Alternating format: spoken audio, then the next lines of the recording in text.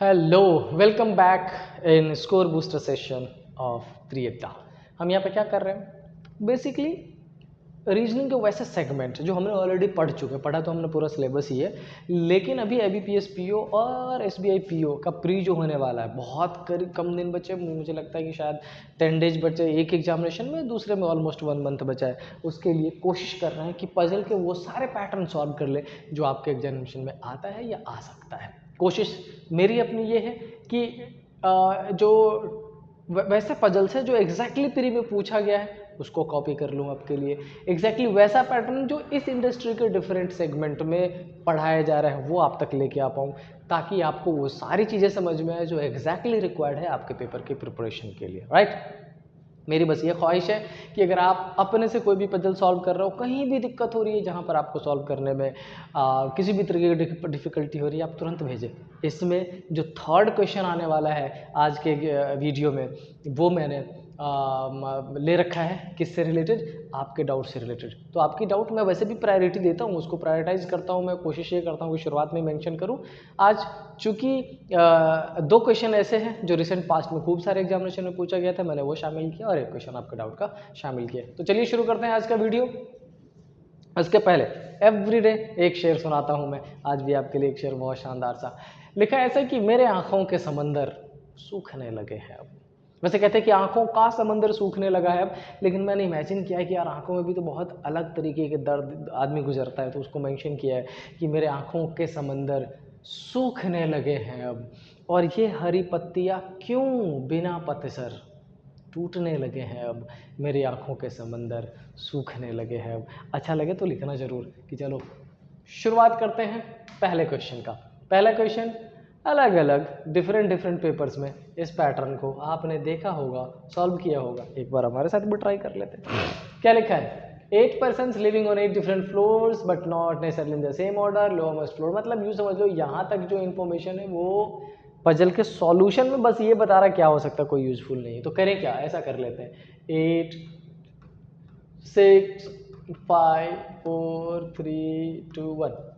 अच्छा, मेरी आप सबसे एक रिक्वेस्ट है कि आजकल इंडियन पॉलिटिक्स और स्टूडेंट के एजुटेशन जो भी चल रहा है उसमें अगर आपका मन भी हो पार्टिसिपेट करने का, किसी भी एक चीज़ को सपोर्ट करने का, बच्चों के साथ, गवर्नमेंट के साथ, what ever your mind set is, अपने एग्जामिनेशन के प्रिपरेशन में उससे कोई खलल मत पड़ने देना, उसमें इतना एक्टिवली पार्टिसिपेशन मत कर देना कि आपका एग्जामिनेशन ख़राब हो जाए। आपका एग्जामिनेशन आपके लिए इम्पॉर्टेंट है। मैं ये बिल्कुल नहीं कह रहा कि आप अपने मन को ना जियो, आप अपने मन का काम ना करो, आपको जो ठीक लग रहा है करिए, बट एट द एंड ये कि अगर आप एग्जामिनेशन देते हो अच्छे से, आपने प्रिपरेशन कर रखी है 6 महीने 1 साल से, तो ये उसके लिए भी बहुत इंपॉर्टेंट, इनफैक्ट वीवीआई टाइम है, करेक्ट। बस ये सजेशन है कि पढ़ाई पे ध्यान लगा के रखिएगा। ओके, अब क्या लिखा है इसमें? Only 2 persons lives between A and F who lives 3 floors below C. अब इसमें क्या बोल दिया है? पहले इसने बोला है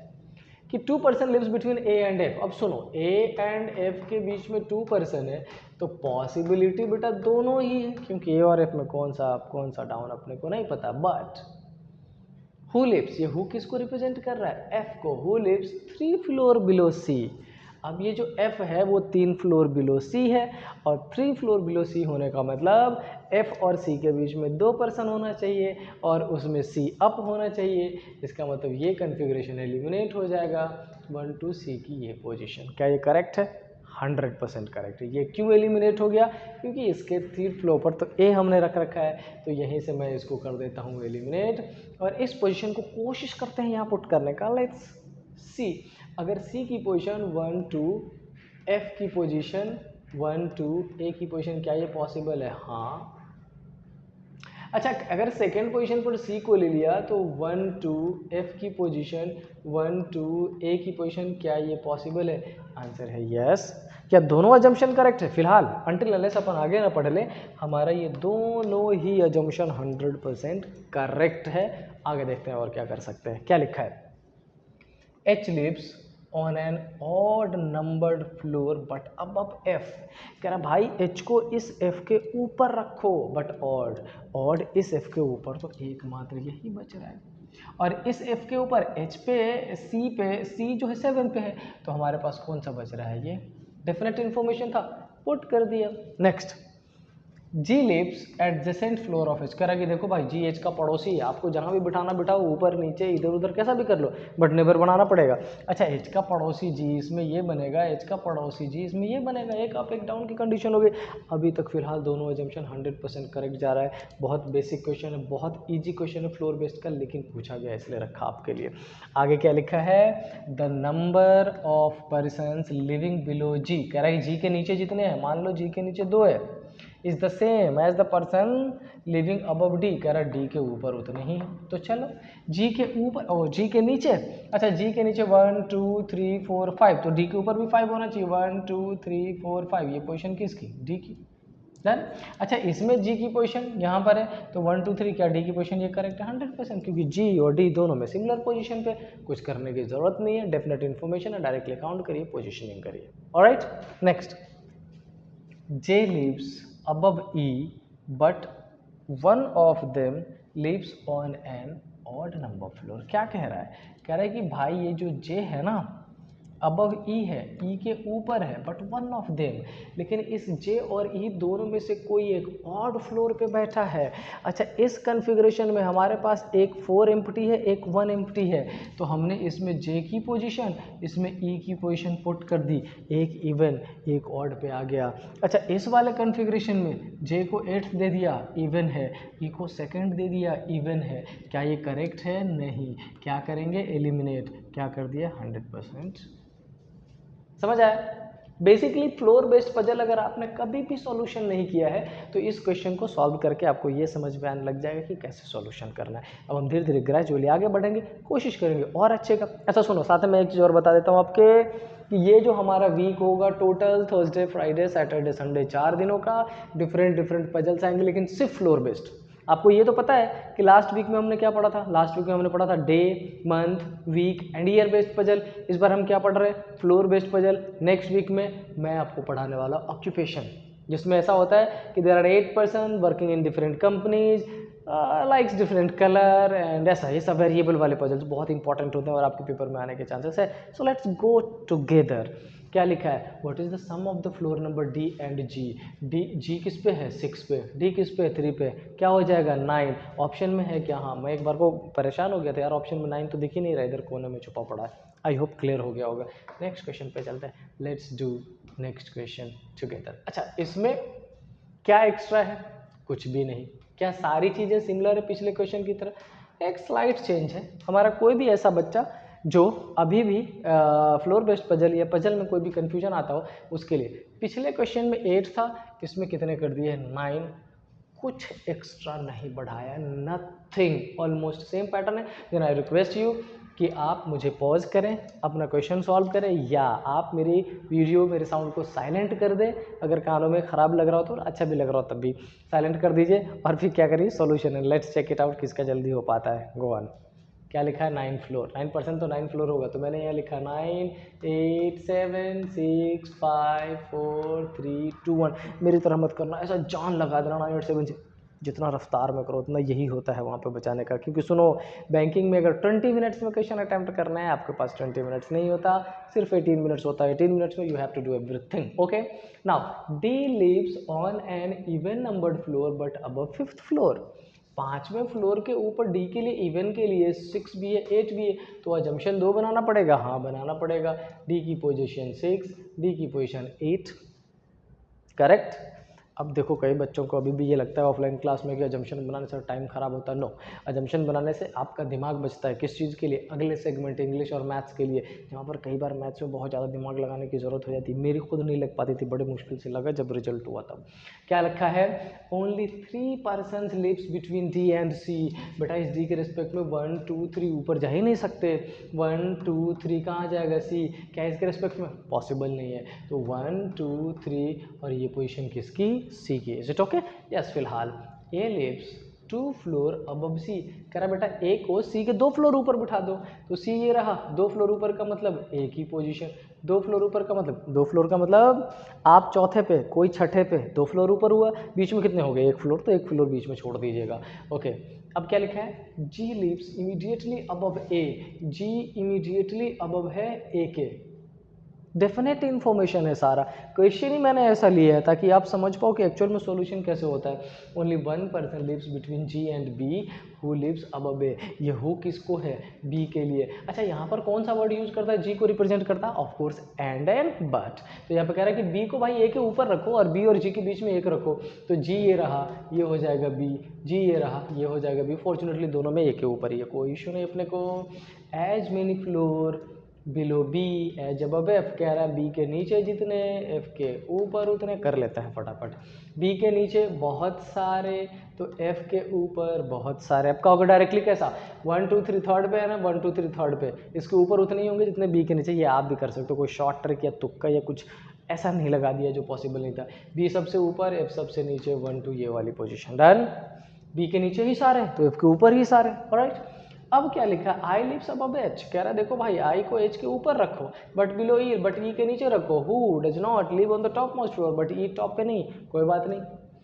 तो ई आई एच, अब इस कन्फिग्रेशन में देखें तो एच यहाँ लिया, आई यहाँ लिया, ई यहाँ लिया। अनफॉर्चुनेटली जब हमने आई को यहाँ, ई को यहाँ पुट किया, वो टॉप पर हो गया। क्या करना पड़ेगा, एलिमिनेट। अब क्या करें, ये हो जाएगा ई, ये हो जाएगा एच आई और ये as, and this one is the correct. Let's see किसने ज़्यादा रफ्तार में किया है, आपने या मैंने। कुछ है क्या, नहीं।